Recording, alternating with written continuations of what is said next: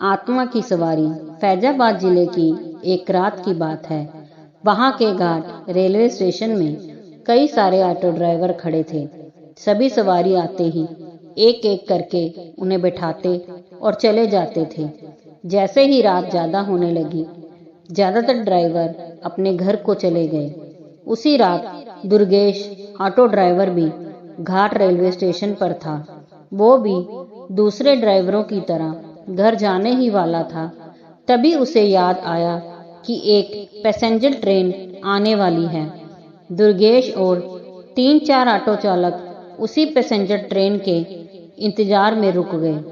तभी जोर जोर से बारिश होने लग गई। रात तो थी ही, लेकिन बादलों की वजह से चांद की रोशनी भी नजर नहीं आ रही थी। बादल गरजते और बिजली चमकती तो कुछ उजाला नजर आता, वरना अमावस्या से भी ज्यादा काली रात हो गई थी। कुछ ही देर में पैसेंजर ट्रेन आई। दुर्गेश को ट्रेन से एक खूबसूरत सी लड़की उतरती हुई दिखी, जिसके कंधे पर एक बैग और हाथ में एक सूटकेस था। वो लड़की सीधे दुर्गेश के पास गई और कहने लगी कि मुझे रामपुर जाना है। दुर्गेश ने कहा कि अभी बहुत रात हो रही है, इसलिए 700 रुपये किराया लगेगा। अगर आप सुबह जाएंगी तो मैं 200 रुपये में ही छोड़ दूंगा। लड़की ने जवाब दिया, मुझे अभी जाना है, आप ले चलिए, मैं पैसे दे दूंगी। दुर्गेश ने कहा, मैडम आप पहले पैसे दे दीजिए, मैं आपको सही सलामत घर तक छोड़ दूंगा। लड़की बोली, अभी मेरे पास सिर्फ 300 रुपये हैं, आप ये रख लीजिए। घर पहुंचते ही आपको बचे हुए 400 रुपये दे दूंगी। इतना सुनते ही दुर्गेश ने कहा, ठीक है मैडम, आप ऑटो में बैठ जाइए। कुछ ही देर में दुर्गेश ने उस लड़की को उसके घर पहुंचा दिया। वो लड़की ऑटो से उतरी और घर के अंदर चली गई। दुर्गेश अपने 400 रुपये के इंतजार में खड़ा रहा। आधा घंटा बीत गया, लेकिन लड़की लौट कर नहीं आई। दुर्गेश के मन में हुआ कि अंदर जाकर देख लेता हूँ कि वो अब तक क्यों नहीं आई।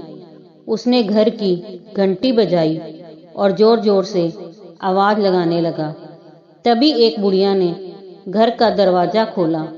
दुर्गेश ने उससे कहा कि एक मैडम यहाँ ऑटो से आई थी, उन्होंने मेरे 400 रुपये देने हैं, वो अब तक पैसे लेकर बाहर नहीं आई। बुढ़िया ने हैरानी से पूछा, कौन मैडम? यहाँ तो मैं और मेरे पति के अलावा और कोई नहीं रहता। हाँ, मेरी बेटी पहले रहती थी, लेकिन वो 5 सालों से यहाँ नहीं रह रही है। दुर्गेश बोलने लगा, क्यों, अब वो कहाँ रहती है? मैंने शायद आपकी ही बेटी को यहाँ तक छोड़ा है, आप एक बार अच्छे से देखिए। बातों ही बातों में दुर्गेश की नजर सामने दीवार पर गई। वहां उसी लड़की की तस्वीर लगी हुई थी, जिसे वो ऑटो में बैठाकर लाया था। दुर्गेश ने बुढ़िया से पूछा, वो दीवार पर जिसकी तस्वीर लगी है, वो आपकी बेटी है? बुढ़िया ने जवाब दिया, हाँ, वो ही मेरी बेटी है। क्यों, क्या हुआ? तुम ऐसे क्यों पूछ रहे हो? हाँ जवाब सुनते ही दुर्गेश बोल पड़ा, माताजी, मैंने कहा था ना कि मैं आपकी बेटी को ही घर लाया हूँ।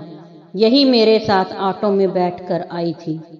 आप अब जल्दी से मेरे पैसे दे दीजिए। देखिए, सुबह भी हो गई है, मैं कब से यहीं खड़ा हूँ। बुढ़िया ने दुखी मन से कहा, बेटा ऐसा नहीं हो सकता। हाँ, ये मेरी बेटी है, लेकिन 5 साल पहले ये ट्रेन के नीचे आकर मर चुकी है। इसे तुम कैसे घर ला सकते हो? ये सुनते ही दुर्गेश के होश उड़ गए। वो तेजी से वहां से भागा। जैसे ही वो ऑटो के पास पहुंचा तो देखा कि उसकी सीट में 400 रुपये रखे हुए थे। उसने वो पैसे भगवान के सामने रखे और मंत्र का जाप करते हुए आगे की ओर बढ़ गया।